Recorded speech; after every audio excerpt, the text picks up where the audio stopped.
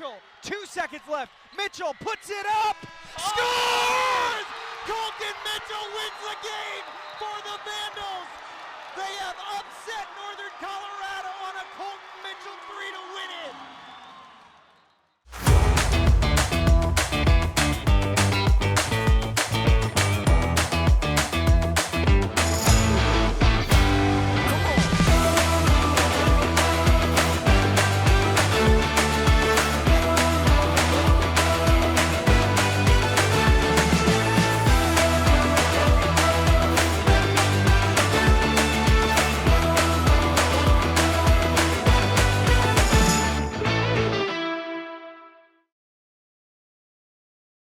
Hello and welcome to This Week in Big Sky Basketball. I'm your host, Megan Robinson. The Portland State Men are one of the hottest teams in the conference right now. They've won 9 of their last 11 and are sitting in third place in the Big Sky standings. The Vikings have a big road trip to Montana this weekend to take on the Grizz and the Bobcats.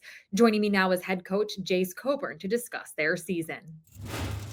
Coach, you've won 9 of your last 11, including 3 straight after that loss to then undefeated Northern Colorado. What shifted for you in the last few games since that loss? I think it's just, our guys really coming together, being excited and embracing roles and really just wanting to play together and for each other. I think that's one thing our team has really got going well for us right now. In your last 11 games, your defense is holding opponents to less than 60 points on average, 37% shooting. How does such dominant defense impact your offensive game planning? Our defense has been really good as of late. We made some adjustments to some things, and it's really worked out well for us because I also believe that it's about putting our guys in the best positions to be successful defensively too, not just offensively. And they've really embraced that, and they understand that our defense is going to lead to our offense. So we'll continue to get after it and make adjustments as we go. One of the players that has been really instrumental on your defense is Jalen Henderson, although this weekend he had 31 points in that win over Idaho State. What was it like watching him have an offensive breakout performance?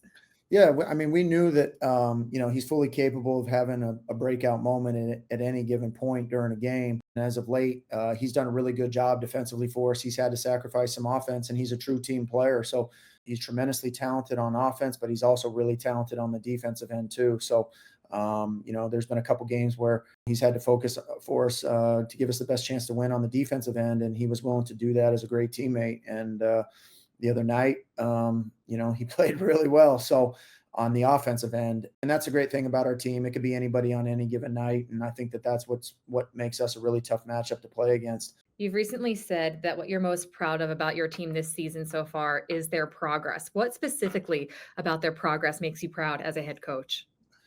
Yeah, I mean, we've really tried to, I know that we're on this 9 wins in the last 11 games or whatever, but I think one thing that we've tried to keep in mind is just make sure that we're progressing every single time we hit the floor. It's about a process, and it's not necessarily about the wins and losses. That's probably the thing I'm most proud of our group is we've been able to focus on the right now, not worrying about what happened yesterday, if it was bad, or not being content if it was good. And then at the same time, not worrying so much about the future or the next game after the next one. Like, we've just kept a really good view on, focusing on today.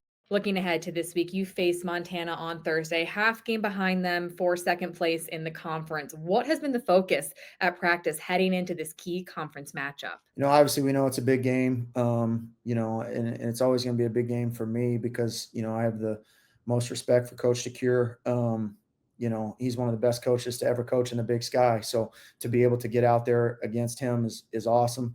To be able to go up against one of the best teams year in and year out in Montana, in Missoula, it's a great experience for our guys and a great experience for our team. But I think ultimately we just need to, focus on the details, focus on the small things that are actually big things, and just go out there and compete and give it our best and play hard. And, hopefully the rest will happen for us. You also face Montana State on Saturday. I know you're saying that you don't look too far ahead. You're only focused on the here and now, but what would back-to-back wins in this big road trip to the Treasure State mean to your team? Yeah, I think you said it at the very beginning. I mean, we got Montana on Thursday, but Coach Logie and that staff, and Coach Payne and Coach Scholl, they do a tremendous job of coaching those guys, and we know that they're obviously really talented, and they got a lot of really good players. And they made it to the NCAA tournament, and we'd be facing a team that was just recently in the NCAA tournament. So we know it's a big trip for us. I think we'll be up to the challenge. Like I said, we're not too focused on the wins and losses, and the wins have been coming, which is great. But ultimately, we just want to get better every day. Weber State's Kendra Parra scored a career-high 30 points on Saturday, helping the Wildcats secure back-to-back wins. She joins the show next.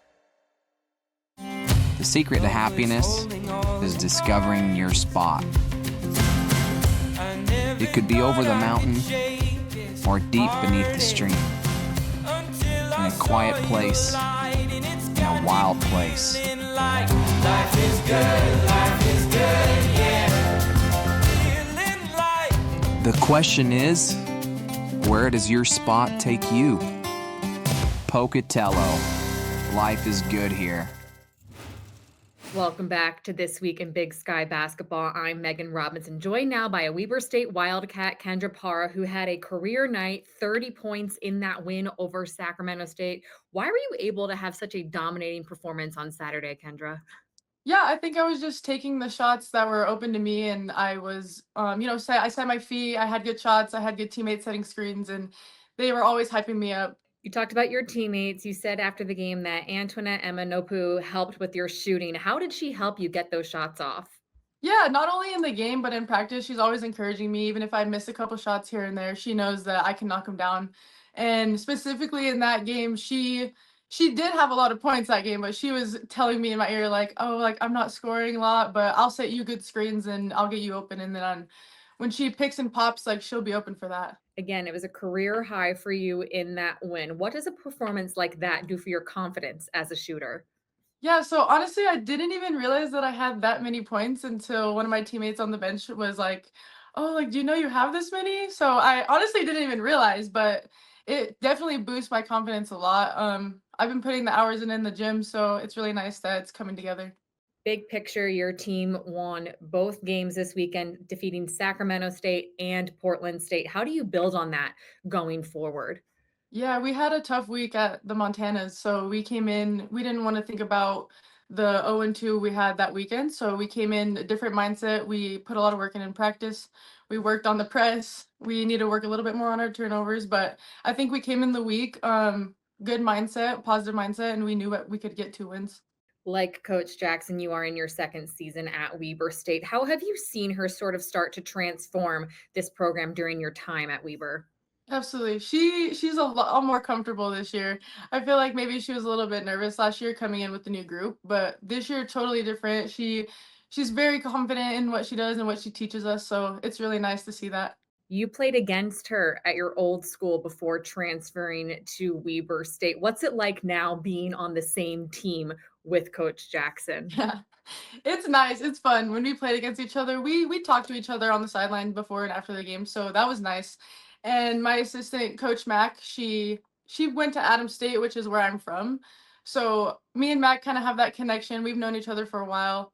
She was actually my camp coach at a camp at Adams State that I attended. So I've known Jackson Mac for a couple years now. So that's really nice to know them. Looking ahead to this weekend, you face Idaho and Eastern Washington. What challenges do both of those teams present? Absolutely. I know they've been seeing how many turnovers. Our turnovers are a bit of a Achilles heel right now. So I expect them to press and have ball pressure. So we're just gonna have to focus on that in practice this week and take care of the ball during the games. How do you clean up those turnovers so they're less of a problem in these 2 games? Yeah, it all starts in practice. You practice how you want to practice harder than the game, so the game seems a little bit easier, but Jax has been doing a good job with that. She makes us go against a 6-man press in practice, so we've been getting a lot of reps at going against more defenders, so that week it could be harder in practice. We get easier in games. Golf season is back in full swing, and Sacramento State was voted the Big Sky preseason favorite. Hear from the Hornets head coach David Sutherland after the break.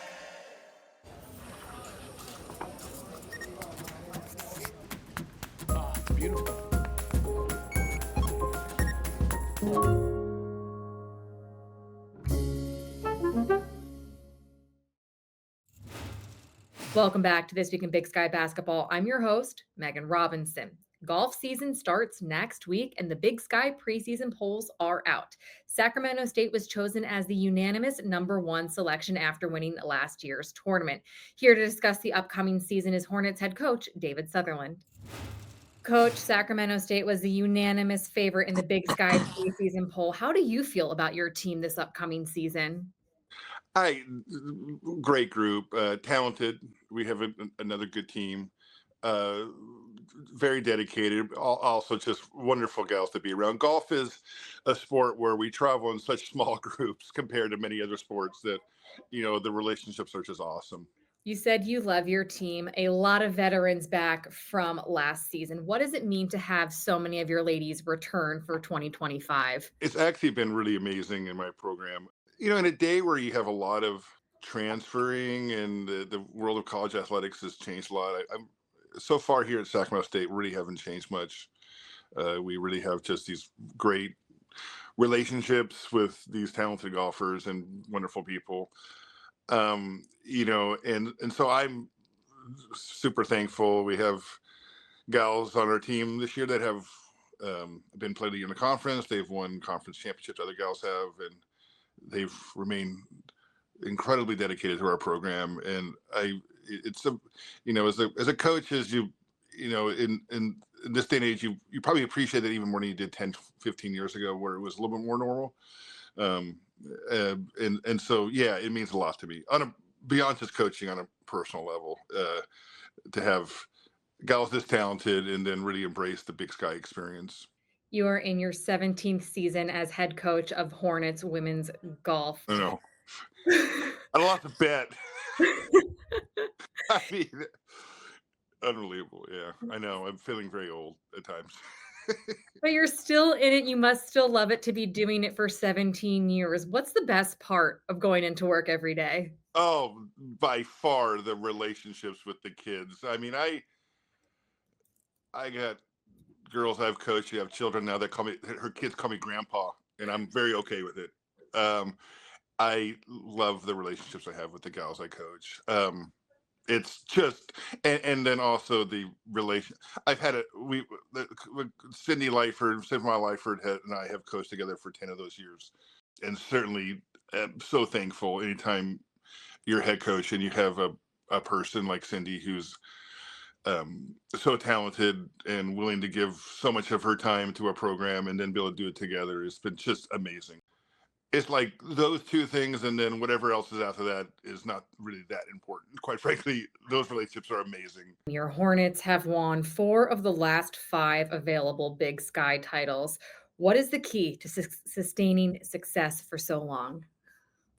Well, just having good players. I mean, there's only so much you can do as a coach. I mean, when you're on the golf course doing a thing, you're really, they're the ones doing the heavy lifting.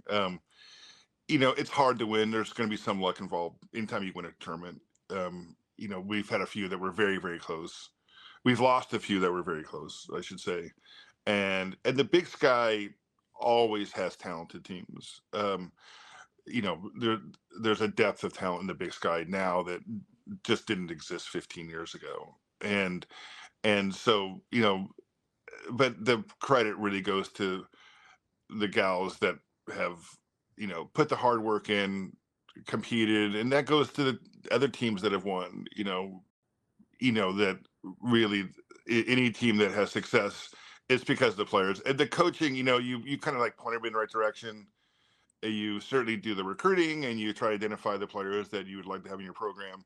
But at the end of the day, those championships were won by the gals within that program at that time. And then you're just sort of enjoying it along with them. Coming up, we go inside the Big Sky with analyst Colter Nuanez. The secret to happiness is discovering your spot. It could be over the mountain or deep beneath the stream, in a quiet place, in a wild place. Life is good, yeah. The The question is, where does your spot take you? Pocatello. Life is good here.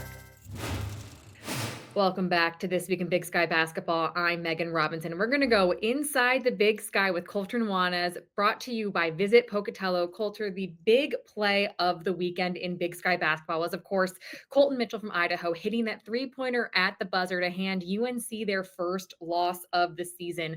What do you think of the job that Alex Pribble is doing in his second season in Moscow? I'm not surprised that Alex Pribble has done well early on here at Idaho. He's from the Jim Hayford coaching tree, which is basically like the Randy Bennett coaching tree. I think the fact that Pribble is a good young coach that comes from a good coaching tree, good concepts and all that, but also that Idaho has this beautiful new arena that's such a boon to recruit to, and the fact that Idaho, before they fell on hard times, was really, really good. I mean, during the Don Berlin days, Idaho was always competitive. So they have some recruiting advantages there. It's a cool environment to recruit to. And I think Pribble's a really good young coach. And I think that's affirmed by the fact that they've been in it with the Montana schools in their matchups already, and then they just beat the last undefeated team in the league. Another team in the Big Sky men's side that has been, I don't know if I want to say flying under the radar, but I guess you could say that a little bit, is Portland State. However, they've won 9 of their last 11, a game or a half game behind Montana for second place in the conference. They're heading to Missoula this week to take on the Grizz. They've struggled a little bit on the road, though. So what will it take for Portland State to get that win in Missoula? Everybody right now in mid-major men's college basketball has experienced serious roster turnover. That's just kind of the way that it is this day and age. But Portland State had as much as anybody. I mean, they only have a few familiar names on their team. Most of the team is new. But I think they've coalesced pretty darn quickly. And even if the faces are new, the style is the same. Jase Coburn loves to play this sort of chaotic style. He loves to press and push the pace. And that's always been a really interesting matchup with Montana, regardless of the games in Missoula or Portland. Throughout the years, Portland State has been a thorn in the side of the Grizzlies because they like to push the pace. They like to get up and down. And Travis DeCuire, Montana head coach, he favors more of a sort of methodical style. He likes to run set plays out of the half court and certainly get after you defensively, but they're trying to extend, elongate possessions, I should say. And I think it's just contrasting styles. So I think it should be a really fun game in Missoula on Thursday. On the women's side, there's another second-year head coach who's making strides with their program, and that is Weber State's Gentile Jackson. They've already matched their conference win total from last season. How would you assess the job that she's been doing in Ogden? I think she's a great fit. I often think a lot of times schools lately in all levels of hiring, they gravitate towards like the biggest splash or the person that's coming from like the most quote-unquote big-time program. Gentile Jackson's the opposite of that. She was at Westminster for a long time in a variety of different fashions, which is also in Utah. But I think that the fact that she has some small school experience is a really good thing. And I also think the fact that she's from Utah is a really good thing too, because I've always thought that at Weber State women's basketball, if you just recruit the best players from the area, you're going to be pretty good. And that's by and large what Gentile Jackson's done. But I think it's good for the league if Weber State is better, and that's evidence. I mean, they already, like you said, as many league wins as they had a year ago already this year. So I think they're certainly a much improved team. Arguably the biggest name in Big Sky women's basketball this season has been Sophie Glancy. She ranks 7th in the nation in double-doubles, nearly averages a double-double, had 28 points in their weekend win over Idaho. What makes her such a dominant player? Oh, man, so many things. If you look at that box score against Idaho, she finished with 28 points, which is a lofty total. She had like 21 in the first maybe 15 minutes of that game.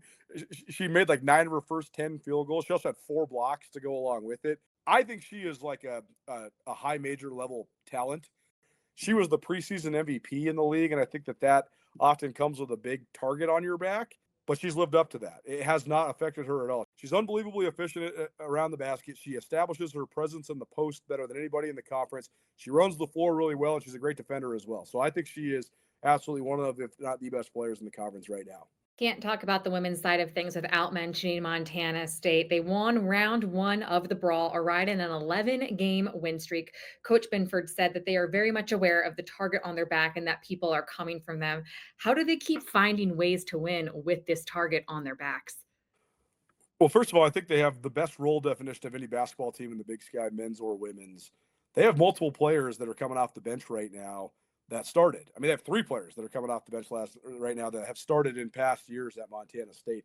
They also, though, have this unflappable poise. Their poise and how steady they are is super, super impressive. They do not ride the emotional roller coaster whatsoever. I think this Bobcat team is one of the best stories right now in all mid-major college basketball. I think they're going to be probably getting close to the top 10 of the mid-major poll this week once that's released. Their net ranking right now is like 58. They have multiple quad 1 and quad 2 wins. So you're talking about, I don't want to put the cart before the horse, but you're talking about a team that right now, at this exact moment, has an at-large resume. Will that sustain? I don't know. I think they'd probably have to run the table in the Big Sky, which I think is asking probably too much. But I do think that they are living up to the hype, and they're certainly one of the most fun teams to watch. If you have not seen Montana State and you're watching this, check them out on the ESPN Plus stream or go buy a ticket and go watch them because they are quintessential team basketball. Colter, thank you so much for your insight this week. And if you want to hear more from Colter, he hosts Around the Big Sky Women's Hoops with Krista Redpath Wednesdays at 4 p.m. Mountain Time, and Around the Big Sky Men's Hoops Thursdays at 4 p.m. Mountain Time, all on Skyline Sports. So be sure to go check that out. Thanks so much for watching another episode of This Week in Big Sky Basketball. Once again, I'm Megan Robinson. I'll see you guys next Wednesday. For all the latest Big Sky content, subscribe to our YouTube channel.